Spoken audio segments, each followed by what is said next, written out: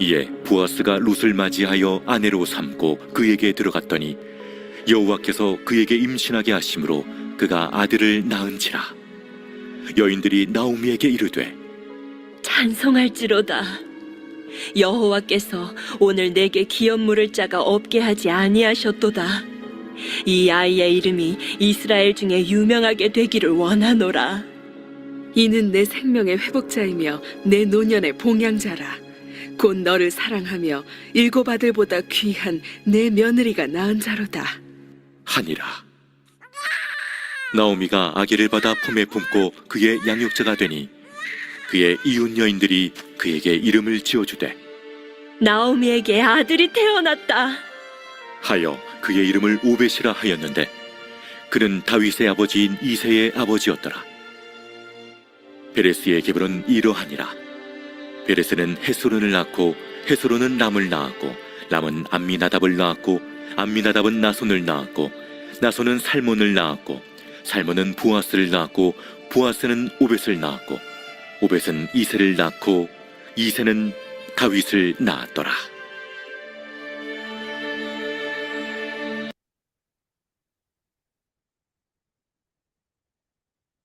네, 오늘로써 룻기의 말씀을 모두 마치게 됩니다.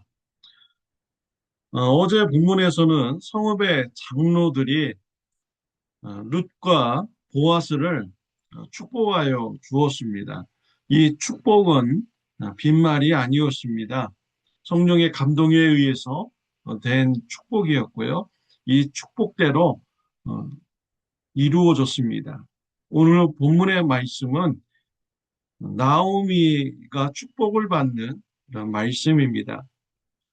룻이 보아스와 결혼하였습니다.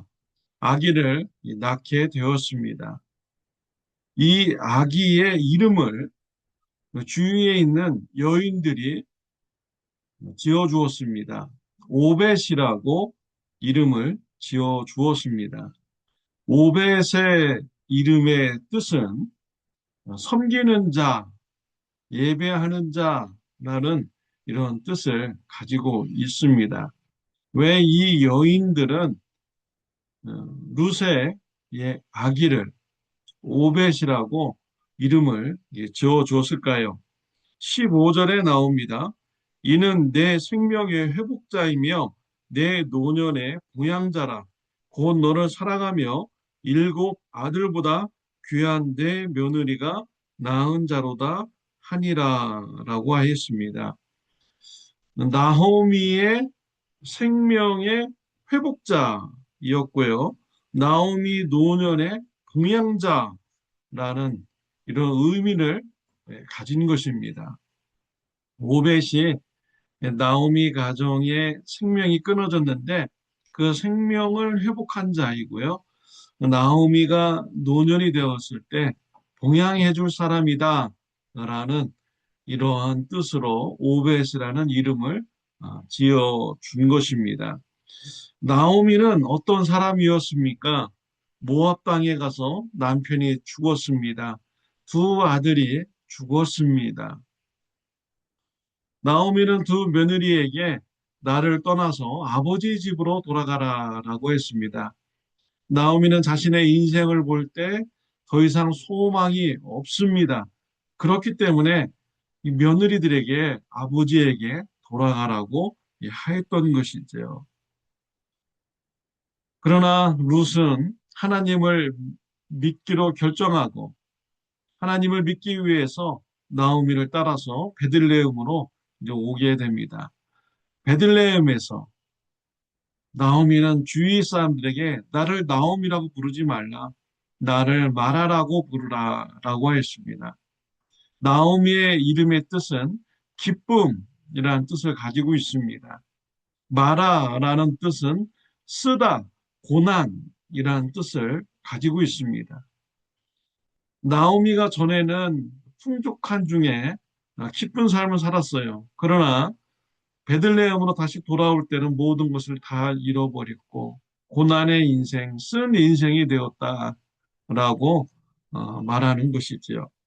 룻기서 1장 20절, 21절에 보면 나오미가 그들에게 이르되 나를 나오미라 부르지 말고 나를 마라라 부르라.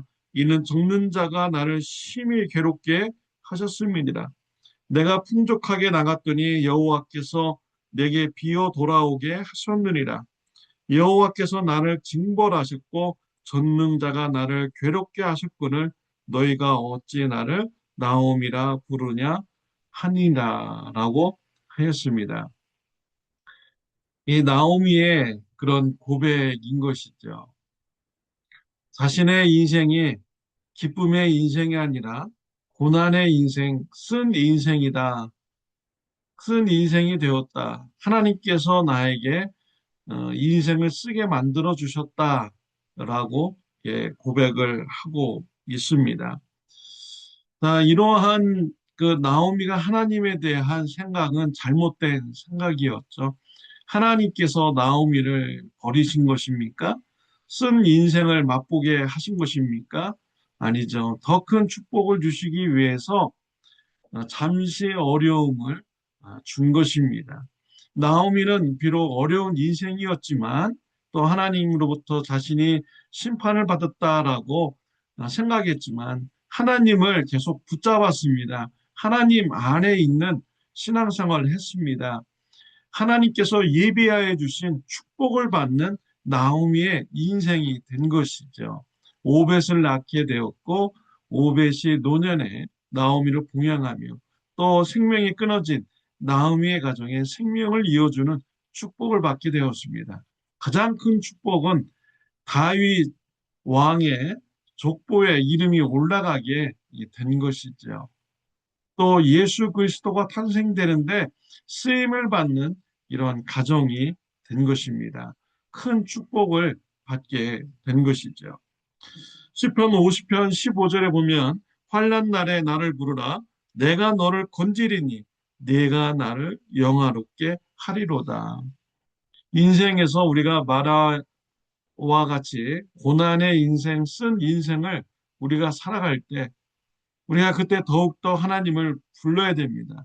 환난 날에 나를 부르라 내가 너를 도우리니 네가 나를 영화롭게 하리라. 힘든 시기에 하나님을 더욱더 부르시기를 바랍니다. 하나님께서 건져주십니다. 하나님께서 또 우리의 인생을 통하여 하나님이 영광 받으시는 일을 이루십니다. 힘든 시기에 하나님을 붙잡는 저와 여러분들이 되시기를 바랍니다. 우리 예수님은 십자가에서 고난 받으셨습니다. 죽으실 때 아버지여 내 영혼을 아버지 손에 부탁하나이다 라고 고백하셨습니다. 십자가의 고난 중에서도 하나님을 붙잡는 우리 예수님의 모습이셨습니다. 사람들은 예수님의 고난받는 모습을 보고 더 이상 소망이 없다라고 그들은 바라보았습니다. 그런 중에도 예수님은 하나님을 붙잡았죠. 하나님께서 역사해 주셨습니다. 죽으신 예수님을 3일 만에 다시 부활시켜 주셨습니다. 왕 중의 왕으로 높여 주셨습니다. 예수님의 십자가의 고난을 통하여서 많은 사람들이 죄사함 받고 구원받는 일을 이루셨습니다. 고난을 통하여 하나님은 예수님을 더욱더 영광스럽게 만들어 주셨습니다. 또 구약 성경에 보면 요셉이 나옵니다. 형들의 질투에 의해서 애굽의 노예로 팔려갔습니다. 그의 인생이 노예 인생으로 끝날 것만 같았습니다. 그런 중에도 하나님을 붙잡는 요셉이었습니다. 순결하게 살고자 했습니다. 간음죄를 짓지 않는다고 해서 이 요셉은 감옥에 가게 되었죠. 더 힘든 상황으로 빠지게 되었습니다. 그런 중에도 요셉은 하나님을 붙잡았습니다. 때가 되자 하나님께서 요셉을 애굽의 총리로 세워주셨습니다. 마라오와 같이 쓴 인생을 나오미와 같이 기쁜 인생으로 변화시켜 주셨습니다. 요셉은 기근에서 야곱의 가족을 구원했습니다. 또 세상 여러 민족들을 구원하였습니다. 이러한 일에 쓰임받는 이런 요셉이었습니다. 우리가 힘들고 어려울 때 더욱더 하나님을 신뢰해야 됩니다. 하나님께서 나를 버렸다. 나를 심판하셨다. 나는 이제 이렇게 인생이 끝날 것이다. 라고 하는 이런 자세는 불신앙의 자세인 것이죠. 하나님은 전능하신 분입니다. 못하실 일이 없으신 분입니다.